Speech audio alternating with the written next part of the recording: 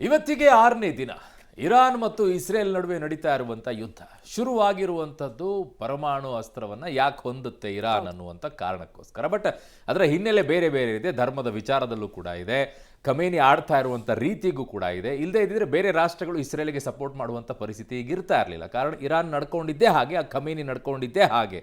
ಈಗ ಆಗಿರುವಂತ ಬೆಳವಣಿಗೆ, ಯುರೇನಿಯಂ ಅನ್ನು ಅಷ್ಟೊಂದು ಹೇಗೆ ಸಂಗ್ರಹ ಮಾಡಿಟ್ಕೊಂಡ್ರು, ಯಾತಕ್ಕೋಸ್ಕರ ಇಷ್ಟೊಂದು ಸಂಗ್ರಹ ಮಾಡಿಟ್ಕೊಳ್ತಾರೆ, ಅದು ಪರಮಾಣುಗೋಸ್ಕರನೇ ಅನ್ನುವಂಥದ್ದು ಇಸ್ರೇಲ್ನ ವಾದ. ಹಾಗಾಗಿ ಅಮೆರಿಕವೂ ಕೂಡ ಇಸ್ರೇಲ್ಗೆ ಸಪೋರ್ಟ್ ಮಾಡಿಕೊಂಡು ನೇರವಾಗಿ ಇಸ್ರೇಲ್ ದಾಳಿಯನ್ನು ನಡೆಸ್ತು.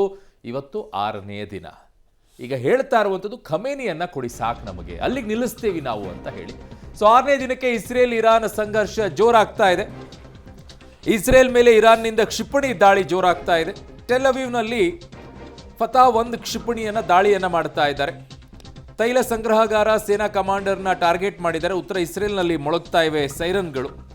ಇರಾನ್ ಕ್ಷಿಪಣಿಗಳ ದಾಳಿಯ ಬಗ್ಗೆ ಎಚ್ಚರಿಕೆಯನ್ನ ನೀಡಲಾಗ್ತಾ ಇದೆ. ಸೊ ಇರಾನ್ ಹೇಗೆ ಇಟ್ಕೊಂಡಿದ್ದಾರೆ ಅಂತಂದ್ರೆ, ಅವರಲ್ಲಿರುವಂಥ ಹಿಂದೆ ಈ ಸೇನಾಧಿಕಾರಿಗಳೆಲ್ಲ ಇದ್ದಾರಲ್ಲ, ಅವರ ಹೆಸರುಗಳನ್ನ ಇಟ್ಕೊಂಡು ಆ ಕ್ಷಿಪಣಿಗಳ ಹೆಸರುಗಳನ್ನೆಲ್ಲ ಅವುಗಳನ್ನು ಇಟ್ಕೊಂಡ್ಬಿಟ್ಟಿದ್ದಾರೆ. ತುಂಬ ಮಜವಾಗಿದೆ. ಅವರೊಂದು ಟೆರರಿಸ್ಟ್ ಅಟ್ಯಾಕ್ ಮಾಡುವಂಥ ರೀತಿಯಲ್ಲಿ ಅಟ್ಯಾಕ್ ಮಾಡುವಂಥವ್ರ ಹೆಸರನ್ನೆಲ್ಲ ಕ್ಷಿಪಣಿಗಳಿಗೆ ಇಟ್ಬಿಟ್ಟಿದ್ದಾರೆ. ಆ ಕ್ಷಿಪಣಿಗಳನ್ನು ಇಟ್ಕೊಂಡು ಈಗ ದಾಳಿ ನಡೆಸುವಂಥ ಕೆಲಸವನ್ನು ಮಾಡ್ತಿದ್ದಾರೆ. ಏನೇನೋ ಹೆಸರಿದವ್ರೆ ಅದರದ್ದೆಲ್ಲ. ಅಲ್ಲಿರುವಂಥ ಸೇನಾಧಿಕಾರಿಗಳದ್ದು ಹಿಂದೆ ಅಮೆರಿಕ ಹೊಡೆದಾಕ್ಬಿಟ್ಟಿತ್ತು. ಅಮೆರಿಕದ ಒಂದು ಕತೆ ಇದೆ ಅದಕ್ಕೆ. ಒಬ್ಬ ಸೇನಾಧಿಕಾರಿ ಈಗ ನೋಡಿ, ತೈಲ ಸಂಗ್ರಹಾರ ಸೇನಾ ಕಮಾಂಡರ್ನ ಟಾರ್ಗೆಟ್ ಮಾಡ್ತಾ ಇರುವಂಥದ್ದು. ಅಲ್ಲೊಬ್ಬ ಕಮಾಂಡರ್ ಇದ್ದ, ಅವನು ಎಷ್ಟು ವೆಹಿಕಲ್ಗಳಲ್ಲಿ ಮೂವ್ ಆಗ್ತಾ ಇದೆ, ಅದ್ರಲ್ಲಿ ಪರ್ಟಿಕ್ಯುಲರ್ ಇಂಥದ್ದೇ ವೆಹಿಕಲಲ್ಲಿ ಅವನು ಅಲ್ಲೇ ಕೂತಿದ್ದಾನೆ ಅನ್ನೋದನ್ನು ಕಂಡು ಹಿಡ್ಕೊಂಡು ಅಮೆರಿಕ ಟಾರ್ಗೆಟ್ ಮಾಡಿ ಹೊಡೆದಿತ್ತು ಅವನ್ನ. ಆವಾಗಲೂ ಇರಾನ್ ಏನೂ ಮಾಡ್ಕೊಳ್ಳೋಕ್ಕಾಗಿರಲಿಲ್ಲ. ಈಗ ಅಮೆರಿಕ ವಾರ್ನಿಂಗ್ ಮಾಡ್ತಾ ಇದೆ, ಖಮೇನಿ ಏರಿದ್ದೀರಿ, ನೀನು ಬಂದು ಸರೆಂಡರ್ ಆಗು ಅಂತ ಹೇಳಿ. ಸೊ ಖಮೇನಿ ಬರ್ತಾ ಇಲ್ಲ, ಅವನು ಯಾವ ಅಡದಲ್ಲಿ ಕೂತ್ಕೊಂಡಿದ್ದಾನೋ ಗೊತ್ತಿಲ್ಲ. ಈಗ ಹುಡುಕುವಂಥ ಕೆಲಸ ನಡೀತಾ ಇದೆ. ಅಲ್ಲಿಯವರೆಗೂ ಕೂಡ ಇಸ್ರೇಲ್ ದಾಳಿಯನ್ನು ನಡೆಸ್ತಾನೆ ಇದೆ. ಆ ಕಡೆ ಇರಾನ್ ಕೂಡ ದಾಳಿಯನ್ನು ಮಾಡ್ತಾ ಇದೆ.